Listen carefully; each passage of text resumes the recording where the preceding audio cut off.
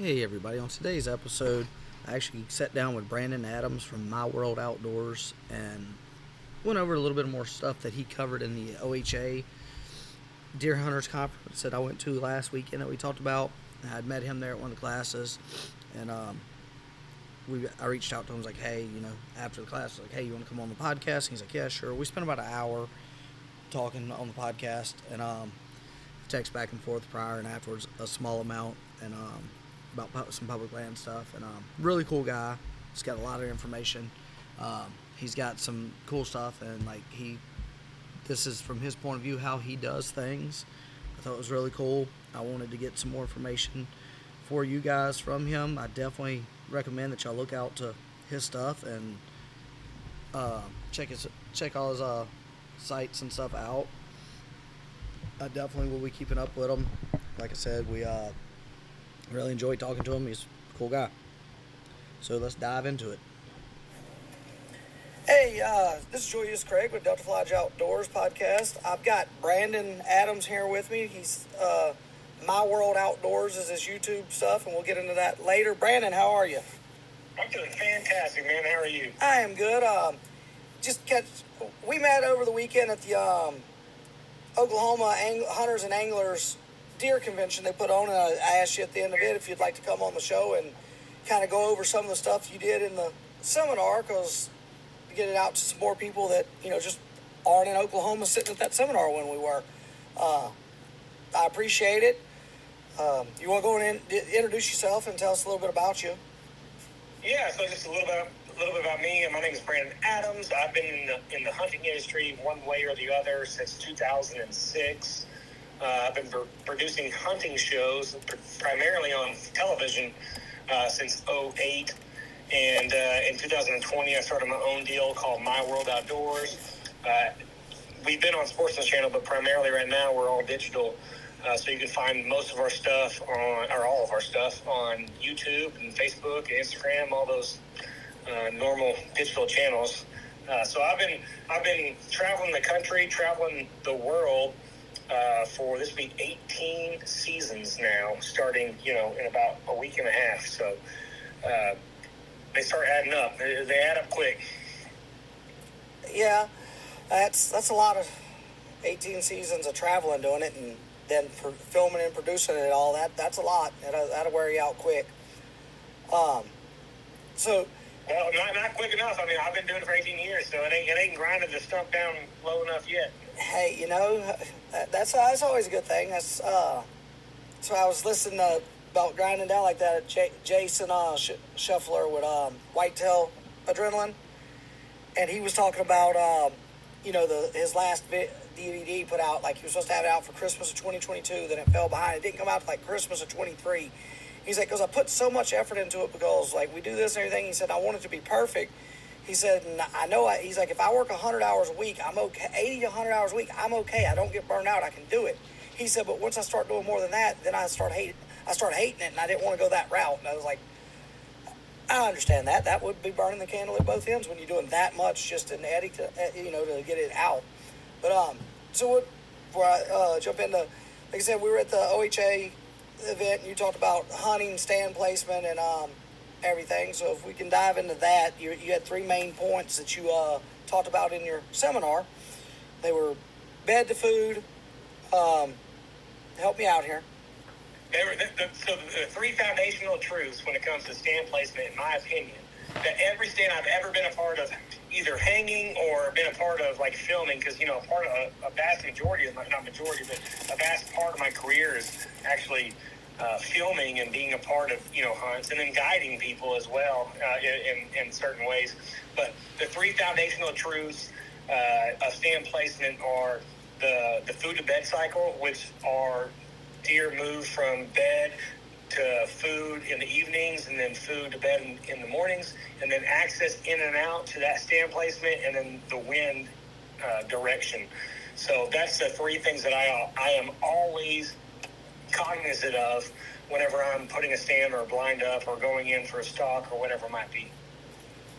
Okay, so I'm about bounce around a little bit on your like you said, hunting the wind and everything, and your access points. You're going to access it based upon the wind for that given day for that stand location, or will you, or do you say you get on a north wind, you're gonna access it from one way, but on a south wind, you're gonna access it from the opposite way. But would you not hunt it if it wasn't the wind? Like, even if you could access either way, would you not hunt it unless it was the exact wind you wanted, or would you use your other point of access?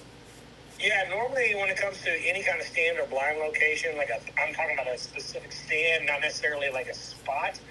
Any particular stand or blind itself, it is a specific wind, and it's not just a wind, so it's not just a south wind. It's really more of like a 45 degree or 90 degree cone of wind with that wind direction in the center. So if it's a south wind, well, then I'm also covered with a southwest wind or a southeast wind. So that 90 degree cone there, I would feel comfortable with, but I would prefer a south wind. I cannot imagine a situation. I guess I could have a few spots where maybe as long as I have an easterly or as long as I have a westerly or something, and there are some stands that you can get away with like a 180 degree cone, but in most situations it's in that 45 to 90 degree range where you got to have a south wind or a southeast wind or a northwest wind or whatever it might be. So generally it's a specific wind for any given spot. Okay.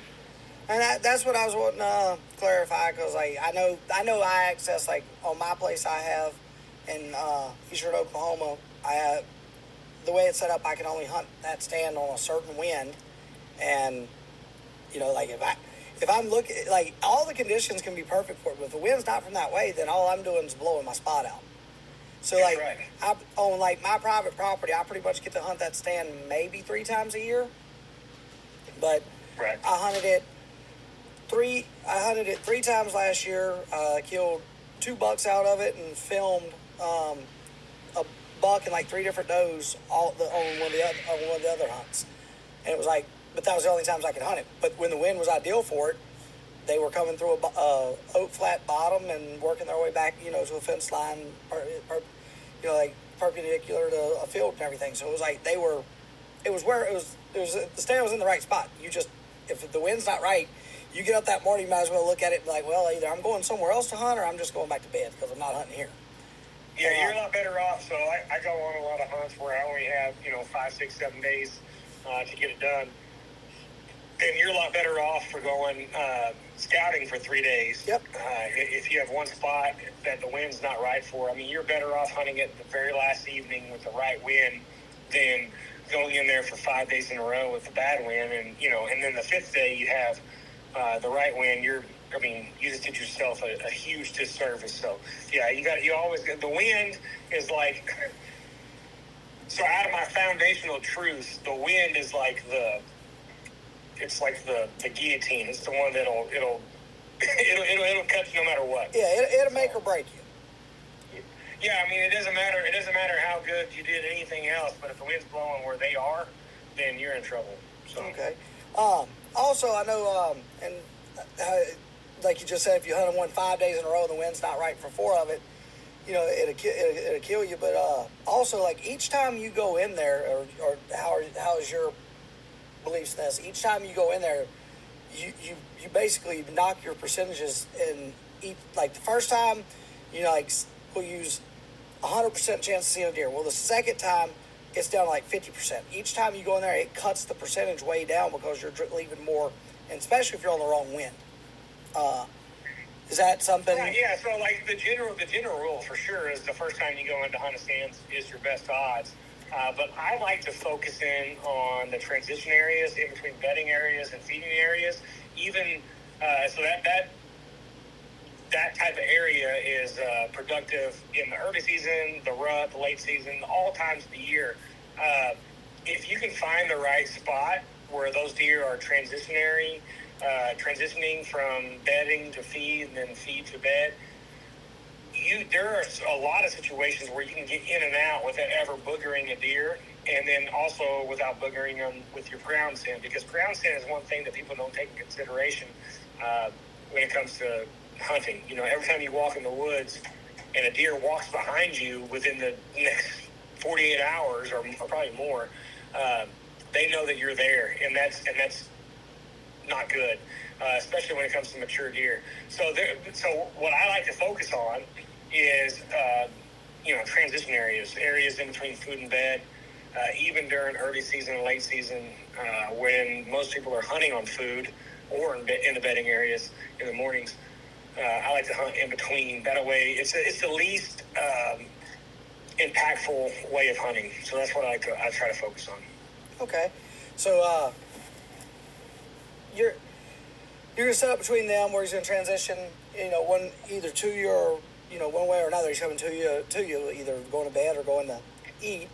And do you have certain times of the year, like certain feeds are gonna be something you're gonna key in on, like the acorn drop and all that, or does that kind of specify location, for example? Like I know, obviously it's gonna be a little different because you've hunted all over, but is there certain ideally, are you looking for something specifically food wise that's a higher percentage chance of being hit than just your average thing? Oh yeah, for sure. So the end all be all king of the outdoors is acorns, and if acorns are on the ground, then the deer are going to be on them, no matter where you are in the country. So that generally falls the last middle. It just depends on the year and what's happening. But the middle of September to the first week or two in October, pretty much everywhere across the country. But focusing so if let's take soybeans for instance. Soybeans are a great, incredible draw when it comes to hunting deer if they're green during the early season. When they start to turn, they get less attractive, I guess. The deer still come to them, don't get me wrong, but they're not as a big of a draw when they start turning. It just depends on whenever they were planted and what time or what place you are in the country. But they're like the biggest draw in the county, and then they start turning and ripening, and they start drying out. Deer kind of stop hitting them, and then once it starts getting colder again, then it becomes the biggest draw in the county again. So standing beans are phenomenal late season when they're dead and dry, but they're just not that big of a draw in October and November if they're not green. But they're a tremendous draw in September when they're green. I was going to say Nebraska in September, if it's beans, then that's a good draw for them. And then once they start browning or turning that yellowish that they do when they're going, they wouldn't be good till right towards the end of the season, late December, early January, if I'm understanding. Yeah, once it starts getting cold, I would say the end of November. I don't know what happens, if there's something that happens within the seed itself. Once it starts, I've heard it's just red oaks is a good example, where they say that red oaks is not a big draw early season, but once the first freeze hits them, I think there's something in them called tannin. Yeah, apparently the first freeze changes the tannin. Once that freezes, that turns sweet, and then it becomes a big draw. So even if you have red oaks on the ground in September, the deer may not be pounding them, but come December, after the first freeze or two, that's going to be a big draw. Well, that's like I say hunting oak flats and everything. It's all acorns are not made the same. Yeah, that's true for sure. You'll go there and you'll see this tree. Every year they got a certain tree. If it drops, they're going to kill that tree that area first. Those few trees or whatever. It's just something about those. They know where they're at, and they know they're going to taste better. And it's crazy how in depth and in tune, I guess, a deer is with his environment. But so once you get that picked out and set, you got your wind and everything. I guess it becomes a waiting game for everything to be correct for the opportunity. So, it depends on what time of year you're going to hunt. So, I mentioned transitionary areas, transition areas in between food and bed. Those areas are good during early season and the rut, which those deer in early and late season, those deer during those two periods are going to be on feeding patterns. During the rut, bucks, they just throw caution to the wind for about a 6-week period throughout the year. All they are focused on is looking for love. And so a lot of times those transitionary areas are good, basically through the entire hunting season. And when it comes to hunting the rut specifically, and then it also goes into the transition areas, I'm looking for areas that turn multiple trails into 1 or 2 trails. So basically different types of funnels and pinches and terrain features that will basically guide deer into a certain spot. And, I'm going to be sitting up waiting on them. So no matter what the time of the year is. All right. Well, with what you just said, with pinches and points and everything, what's your favorite to hunt out of transit? Like when you're in your transition, like you're looking for, your pinches and points. I got a style that I'm gonna hunt first before I would the others. So that's why I'm asking you, what's your? Oh, I'm gonna go here first. I have no preference whatsoever, other than wherever the deer are moving. Okay. I've killed deer out of fence rows, out of tower blinds, out of tree stands, out of natural ground blinds, out of barns. I've killed. I'm going to go where the deer are, and wherever they are, that's my favorite spot. Okay, so. That makes sense. All right. Something I like to ask everybody, and I'm going to ask you that, and we'll jump back around. What is your favorite time of the year to hunt? Is it rut, pre-rut? What is your favorite? Like, hey, I got to be there.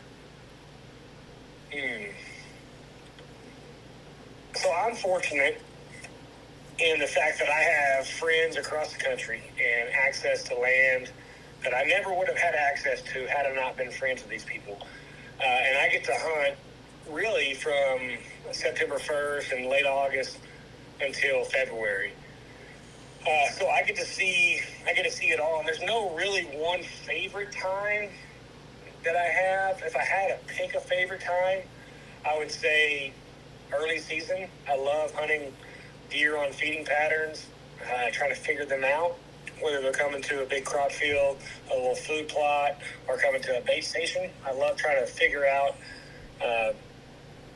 trying to outsmart a mature buck, because he has every advantage in the world. That time of year, he has everything working for him. The rut is fun just because sometimes it can be chaotic, but there's less of a game to it to me, as opposed to early and late season. Yeah, early and late season, there's a lot of thought, and it's a chess match basically. Rut, it's just that they're going to be wherever, whenever. It's just they're. The rut, I said this at the class I taught last weekend. The rut, I've always said this. The rut is when stupid people kill deer, because it doesn't take a lot of thought to kill a really big deer during the rut. It takes a lot of luck. It takes luck, and it takes and to increase that amount, or to increase the chances of you getting lucky, is to increase your time in the woods.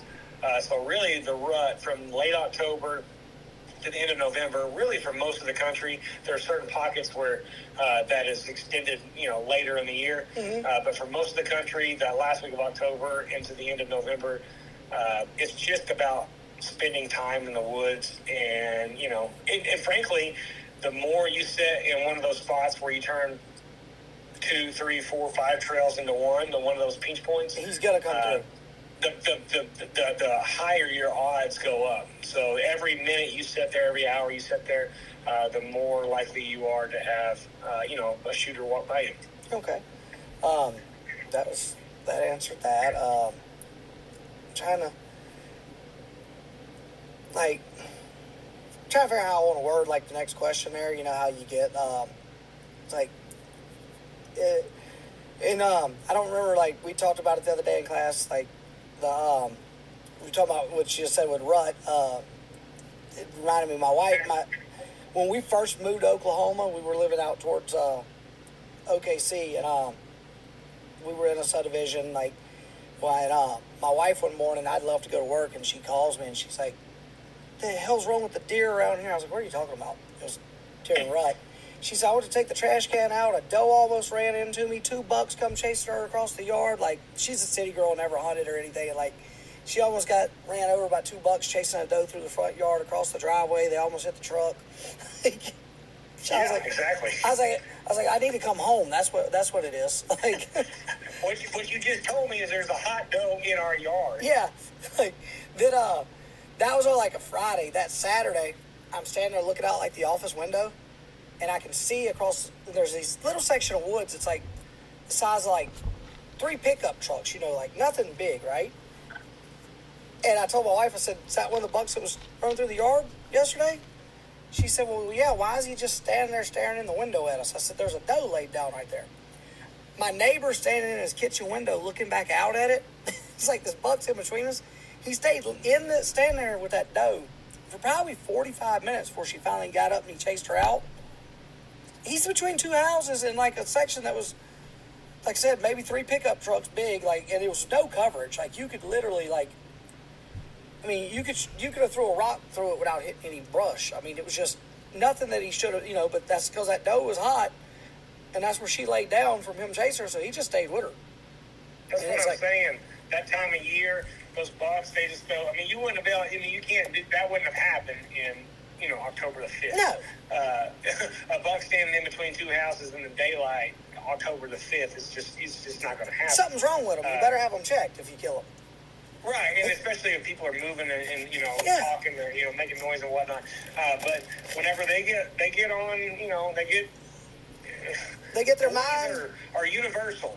Yep. This is not a human or a whitetail phenomenon. This is a boys and girls situation. Yep. And boys are about the girls when it comes to whitetail for about 6 weeks out of the year, and it's just. When they go to thinking they just throw caution and reason out the window. Yeah, as you say, when they go to thinking with the wrong part of their body, we all run into trouble. That's the way it is, man. No matter what it is, horses, dogs, deer, people, like, it's that'll get you in trouble more than anything when you go to thinking with the wrong part of your anatomy. Right, and so that's why, I mean, you asked me the question, what's my favorite time of the year to hunt? That's why I love early and late season, because those bucks aren't acting like that. And it's not, dude, I swear, I've killed so many deer during the rut. I love hunting in the rut. But there's just something different.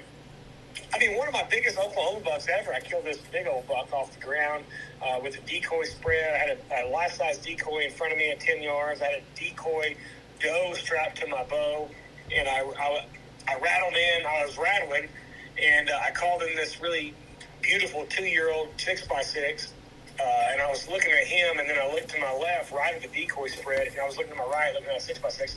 I looked to my left, right 10 yards, 15 yards in front of me was one of the biggest deer I've ever killed in my life, and I shot him, got down to him. I've never had a picture of him, and this was a property that was my property with some buddies that we owned, and I never had a picture of him. It turns out that I had 3 pictures of him, from like a night before or whatever, before cell cameras are kind of a thing. I checked the car and I realized I had a couple pictures of him. But my point is I got down to him, and I didn't play a game with that deer. You know what I mean? He was in the mood to fight. He was in the mood for loving, and he came in looking for a fight. That's why I was coming to the decoy spread. Yeah. There's a different feeling with that deer versus a deer.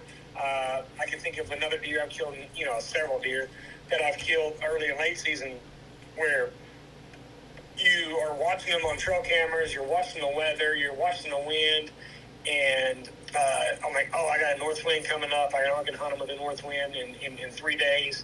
I got to get up there in 2 days so I can make sure everything's good to go.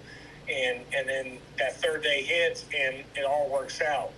There's just more connection with that kill than just a random deer during the rut, which I've killed a bunch, so I'm not downplaying that, but, like, it's just there's more to having a history. Like, is I think was what you're meaning there. Like you seeing them like on camera or like you let them pass the year before, whatever. You know that deer. You have a history with them, and then just like some random deer, it's no connection there. Like it's still great. Yeah. It's like I'm not trying to downplay it, like you just said. I'm not knocking it. It's like one of the bucks I killed this past year on my place was an 11 point. I never had a picture of that deer, and right. He came in the day after Thanksgiving, and I had him at 25 yards and didn't have my camera, so I was filming him with my phone hanging off the backside of a tree in my saddle. Ended up dropping my phone, and he went to about 120 yards and stopped, and I shot him. And it was like, I go to him. His tips were broke off about 2 to 3 inches back, probably from just looking at the size where they were and everything. He's 120 to 125 inch deer, nothing huge, but it was like a nice deer, don't get me wrong, but like it wasn't. I had some way bigger deer on camera, but I didn't know this deer, and then I'm like, should I shoot him? Should I not shoot him? And when he ran, I was like, okay, cool, and I shot him. I get there and I'm like, well, what deer is this? And about a week later, I'm talking to my neighbor, and the deer had been on his place, and I'm talking a half a mile from me all year up till, and I said, well, I shot him, and he said, you had pictures of him? I said, no, I'd never seen him before that day. And he's like, I said, and I showed him where he was all skinned and scraped up where he got his ass whooped by something. And and I know what deer probably, like I had a big drop tine 9 that I had a real pretty 8 point. And what's funny is the morning after I shot that deer, the wind was perfect again, but I didn't go the next morning because I was like, I just shot that deer out of stand. I had to go get him. I drove my tractor back there. You name it, all kinds of crap, right? Literally, the next morning, I'm laying in bed. I get a picture, sent from my cell cam. Double throat patch, drop tine 9 that I'd been hunting was standing at 25 yards from my stand. Yep. And I'm like, you son of a, but he shouldn't have really been there because my son went out with me and collected the deer. The dogs were with me. Like, you would have thought that there was just so much there that he would have not come in there. Well, That's because you just described a rut situation. Yeah. And during the rut, them deer, like I said, they throw caution to the wind. Nothing matters except for whatever does in their nostrils or in their eyesight. Yep. And that deer, whatever deer, that drop time buck, he wasn't there the morning you killed. And he didn't care when he showed up the next morning. No. You were there that day before, Yeah, and that goes with, like you just said, that's how a rut, a buck that's rutting is, and it's crazy because it was like, that morning, like I said, that buck came in. I literally, the morning of the one I killed, I overslept and was at my stand for 8 minutes. And, Perfect. Yeah, it was one of those hunts that you just can't, you can't make the shit up. Like, it just, you're like, and, but going back to that, let's see, like we said, the 3 main points and win. I'm gonna ask you a question. So you hunt win strictly. This is, and I've had other, I've talked to all the guys at different ones, but I don't believe you could trick a deer's nose.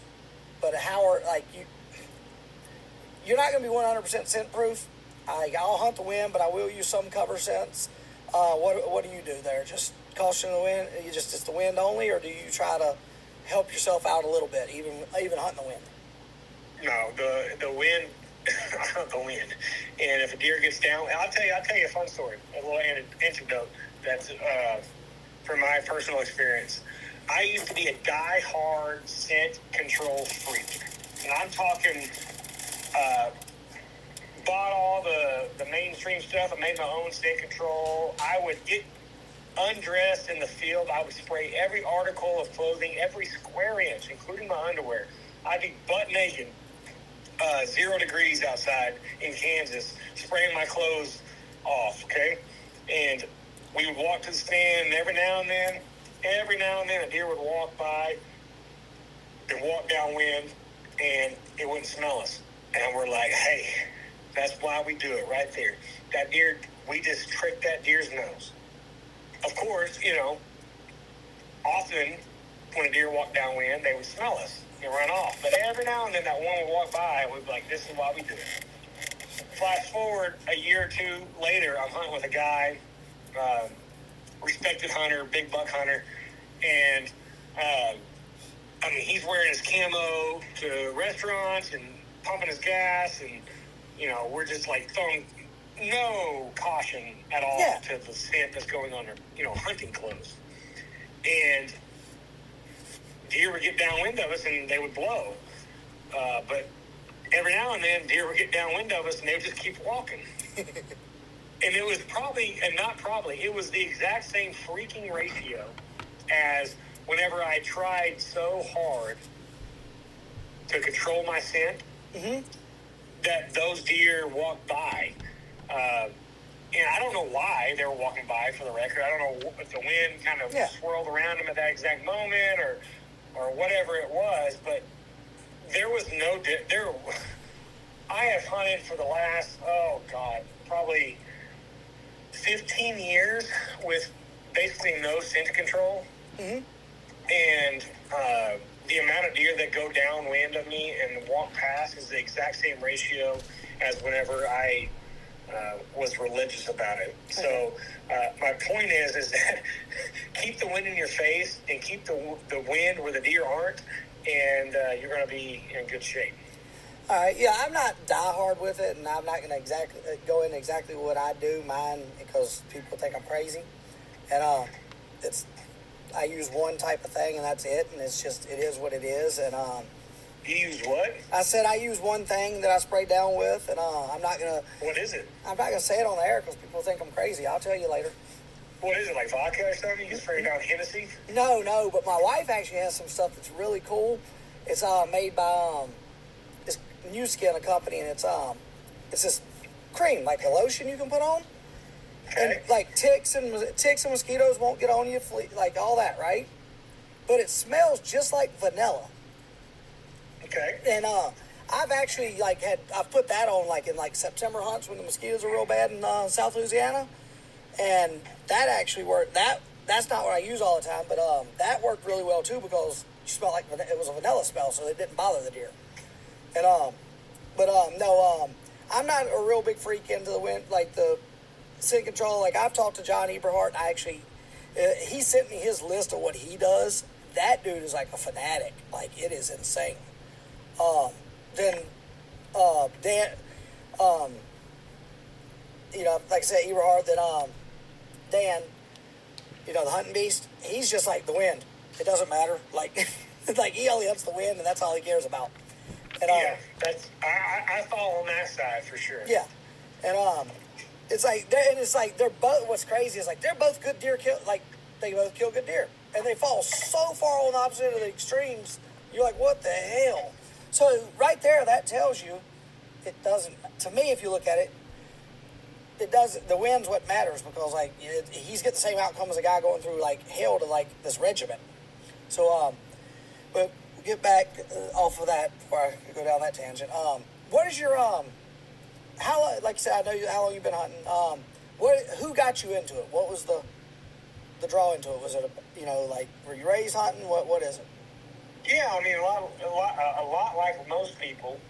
My family were outdoorsmen, and I was fortunate to have my dad, my grandpa, my uncles, and all of them hunted. And my oldest memory of field, I was probably 4 or 5 years old, was dove hunting, and I was the bird dog. I go out there and shag, down birds for them. And I did that for a few years before I finally worked myself up to an HR single shot 410, and then progressed from there. But it didn't take long. I always got obsessed with things growing up, or even now. But as a person, I always get obsessed with things. And I started I was probably 10. I killed my first deer when I was 10. So probably 10, 11. I just started reading all I could about deer hunting and just crazy amounts of reading. I would go to the library and read all these old books from the 70s and stuff, and they're looking back on them, they're just garbage. And I read all the magazines. We were poor, and so I would stand in the grocery store and read articles. My mom would go grocery shopping, and I would stand there at the magazine rack reading articles, waiting for her to get back, to the checkout aisle. Yeah. And looking back on that, I met a lot of those people, and which is funny. The people that I grew up reading, I've met several of them. So yeah, I got into it because of my family, and then I continued it because of a passion that was within me. And it wasn't long. It's actually funny because I was probably 13 or 14 years old whenever we used to have stands. To this day, I'm 35 years old now. I've been hunting for with the family over 30 years, I guess. To this day, I have a stand. Like, it's Brandon's stand. If someone says, where are you going to go in the morning? And I haven't hunted on this particular property for 20 years. They would say, I'm going to Brandon's stand. Everyone had their stand. It was normally a box blind that we made out of, inch or inch and a half tubing, square metal tubing that, had plywood around it. Mm-hmm. And that was your spot. No matter what it was, that was where you were going to go sit. That was your spot. And I was probably 13 years old, been doing it for 3 or 4 years, and I wanted my Brandon stand is really good for a south wind, but it's terrible for a north wind. And I learned that from reading, and I said, I need a north wind spot. And so I made my own newsstand and then moved to another spot. And my family made fun of me relentlessly. Like, I'm talking like, I am who I am today because my family is horrible. And they, like, I say that, like, jovially, like, jokingly. They poked fun so much that it was just, like, almost too much. But it made me better. And whenever I made that new stand location, they made fun of me. And every time I went and hunted that new stand, that northwind stand, they would go set someone in my stand, which was, a southwind stand. So, like, I had a southwind stand and a northwind stand. Like, so if it was a northwest wind, I was going to hunt, on the northwind stand. Anything in the north, anything in the south, I was going to be in one of the two. Anytime I was in the northwind stand, they would hunt in my original stand just to prove me wrong. And it did not take long. I'm talking like within the first year or two, I started killing good deer. And I grew up browning us down. Like, we killed the first deer that walked out in front of us. And it didn't take, but a year or two, I started actually killing deer, big bucks or good bucks. And then it kept progressing from there to the point now where they're all, asking me for advice. And I'm like, you don't remember whenever you made me cry whenever I was a 10-year-old because, I missed that deer. That's what, like, I hunted a lot of public land growing up, and we hunted in Louisiana. Then we had a hunting club we hunted in for a few years in Mississippi. But, like, this past year, my dad, he's hunted the last 4 or 5 years. He hasn't shot at a deer or anything. And, like, we got one of the wildlife managements down south we'd go to in Louisiana. I'll name it West Bay. We've been going there since I was literally, like, 7, 8 years old. I'm 39. The year I moved to Oklahoma 2 years ago, I hunted it up to I moved. It was like, so I've always hunted it and everything. My dad's got 2 or 3 8 points hanging on the wall from there and everything. And he killed one deer a few years, 7, 8 years ago. It would have been a 10 point if the other side wasn't broke off smooth with his hip. Like, it was a 5.5-year-old 5 point basically. Something whooped his ass and broke one side off. And so he's killed some good deer out of it, but he had got to where he wasn't seeing anything. And, like, one of his buddies that he hunts with had killed a couple deer, and, like, then they had changed up the style of hunting like they were doing it. I told my dad, I was like, go back to what we always did. I was like, we would either hunt the big pines by a clear cut or the clear cut going to an oak flat, like transition points. I was like, find the low spot between them. They're going across there. He literally, the last weekend of October is like early rifle season there. He killed a doe that weekend, and he went back at Thanksgiving. The morning I killed my 11 point, he calls me like 30 minutes out. Like, I'm cleaning my deer. I got it hung up by the tractor, cleaning it. He calls me. He's all excited. He said, he ain't got out of his stand yet. He said, I went back to that same stand, where I killed the doe last month. And he killed one doe, then filmed like 2 other does there with his cell phone, that weekend. And but he goes back, the day after Thanksgiving, I shoot the 11 point. 30 minutes later, he's calling me. He said, I just shot a big 8 point. I'm like, where is he? He said, well, he didn't run off, but I got to go find him. I was like, where you at? That same damn tree. But he went back to hunting the way we had always hunted. And I'm like, why did I have to remind you of that? Like, you taught me. Like, well, why'd you change? But that's the thing. Like, I was the same way as you. I'd read that articles and magazines. I still will get stuff and read it. And that's one reason I like doing the podcast, because it's like, you're always learning in this and trying to evolve, because if you don't, you're not going to, you can't be successful at anything if you're not learning and trying to evolve with it. And I try to, this is why, that was one big thing that got me into the podcast, getting to talk to guys like you and everything, and learning a different approach that I didn't, like, in all honesty, like, yeah, there's no doubt I can go anywhere, scout something, and I can locate deer. But up until a few years back, I guess I'd say, it actually started clicking what I was looking at and understanding it better. Like, because I could we could go somewhere, like, I could e-scout it, we could go somewhere and in 15 minutes have a spot and have you see it, like, we might get lucky because I got lucky and put you in there on the right wind and you saw deer, but I wasn't thinking the wind, because up to a few years ago, I hunted pretty heavy scent control, and now I'm like, I'll barely do anything, but I'm like, mainly the wind. But it was like, I could find deer, but I just couldn't close the deal. And it's like, right. I had the knowledge to do it, I just wasn't applying it. Like, it was like, and then like after it was that simple. Like, once it clicks, it's not simple to kill a good deer and a big deer, but the consistency of seeing deer and having the opportunity becomes simple because you're putting yourself in that position. Right. If you, truly, I mean this. The 3 foundational truths that I said earlier, which is, just knowing what the deer are going to be doing in any given point of the day, which is the food to bed cycle, walking in and out, and then the wind direction. If you do those 3 things consistently, you're going to have long-term results. Like, I had one of the worst years of my life last year as far as hunting, and it was, it's just bad luck, and then some years, you have great luck, and I'm hoping that this year is going to be one of those years. I've already started off really strong with some non-deer stuff, so I think this year's going to be strong. It's just luck. After you do the fundamental things correctly, the rest of it's going to work out in the end. Yep. That's actually a really good thing.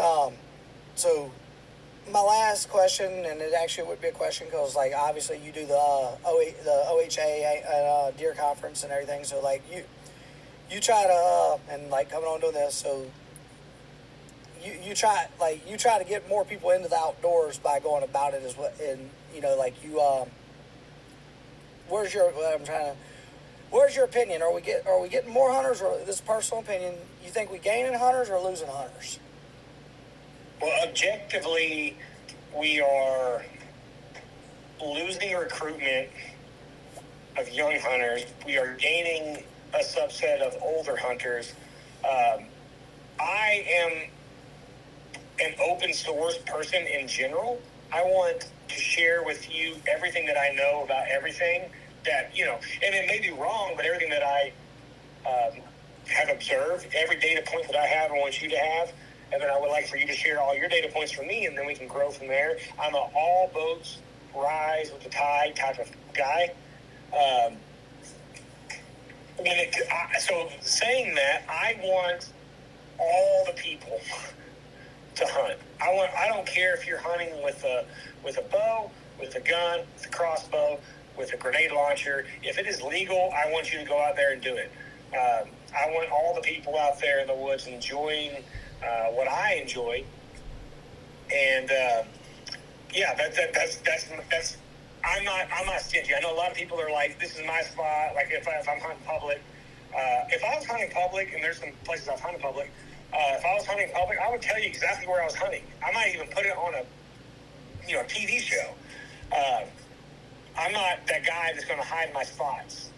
I want everyone to succeed. I want everyone to know if I am hunting public that you can do this too. So that's the way I feel about that. I want everyone that is thinking about going hunting or thinking about getting into the outdoors, I want them to try it and do it. And any barrier that is obstructing them from actually, obtaining that goal, I want, to make it as easy as possible for them. That's a good way to put it. And I'm the same way. Like, I get more excited, I think, showing others, and like whether it's fishing or hunting. Like if we're bass fishing or whatever, and we're in my boat and I'm maneuvering the boat and I'm doing it, and you're catching fish in the back of my boat, I'm excited because that means I'm doing my job. Like, right. And it's like, and it's not that I'm guiding you or anything. I just have to put that pressure on myself. Like, I want to make sure that whoever's with me is enjoying themselves. Because if they're not enjoying themselves, they're not going to want to continue to do it. And, right. It's like another thing, like I was listening to the Hunt Horror podcast the other day when they did with Michael Waddell, and like he summed it up in a way. He's like, I've killed a bunch of big deer and everything. You know who that matters to? And I'm kind of paraphrasing. They're like, well, and he's like, nobody but me. He's like, right. He's like, my that's my personal thing. It's not that I need to show somebody else. He said, it doesn't matter if you kill a doe, you kill a big buck, you kill a little buck. Be proud of it. Like, it's yours. You did it. And it was like, that was something to me. I was like, they need more of that. Like, especially coming from a big time name like that and everything. I'm like, hey, forget, like, he's like, you can have all these big bucks. It doesn't mean anything to anybody but you. And it was like, that's right. And I was like, that's pretty cool. And it's like, that's something that, like, people need to hear big names in it saying that, because, like, they'll kill something. It's like, oh, it was it was smaller. And it's like, no, you were happy with it. Be happy with it. Like, yeah, I get so fed up with people that I know. They pull the trigger, and then the first thing they do is they start making excuses about the deer. I'm like, I don't care, man. That's awesome. Like, I'm just happy. I just wish that you didn't feel disappointed at all. I wish that you were happy that you were out there, having fun. And I get it. I've shot deer, and I'll tell you what, every deer that I shot that I was disappointed, quote unquote disappointed with, was because I was going to make somebody else mad. Like, yeah. It was never a situation where I shot something that I wasn't happy with that deer. Yeah. And so I wish, even in that situation, you'd have been like, whoopsie, I am super glad that I am out here hunting and enjoying the outdoors. Yeah. I wish you'd have taken that aspect from it. Yeah, and it's like, that does make sense too. All right, we're about an hour into it, and I know you got stuff to do, so I'm going to start winding us down. I need to get, actually. So. I know, that's what I said. I know we that's what we said, about 30 minutes to an hour, and I just looked at it, I was like, hey, we need to wind it down. Go on, and if you'd like, you can plug go and give everybody your, what the hell, I'm drawing my handles, my website, that stuff. Hey, I appreciate you having me on. If you want to go check out more of my stuff, you can go to YouTube. You can just YouTube search My World Outdoors. You can search my name, Brandon Adams, hunting. Something will probably pop up. Or you can go to myworldoutdoors.com. You can check all of our stuff out on our actual website. Or go to Instagram. I'm most active on Instagram personally. It's _BA_Adams. Or you can probably Google it, I'm sure, and find it. But, no, I just love sharing the outdoors. I love sharing stories with people. And if that's something that, you like, then, you might check me out. All right. Well, we appreciate it, Brandon. Brother, I appreciate you having me on, and I wish you best of luck this fall. All right. You too. That was our podcast with Brandon Adams of My World Outdoors. Really cool guy. Really got a lot of knowledge, especially for a younger guy. And I can, when he's younger than me. He's a younger guy. I'm 39. He's like 35. Great dude. I look forward to picking his brain on a few more things. Y'all check his stuff out, and I think you'll enjoy it. Check out OHA, especially if you're in Oklahoma. It's Oklahoma Hunters and Anglers. Check out their stuff too. Like, that's where I met Brandon. There's some other people that I've reached out to that were there that are probably going to be coming on the podcast. I'm trying to work out a time frame with Jason Bond from Scout Lid now. We were actually messaging back and forth while I was transferring this one over to the computer. So, like I always say, introduce somebody to the outdoors. You never know what it'll mean to them. You never know what it'll mean to the outdoors itself, and the possibilities it brings forward for us as hunters and outdoorsmen and women. Thank y'all. Julius Craig, Delta Lodge Outdoors.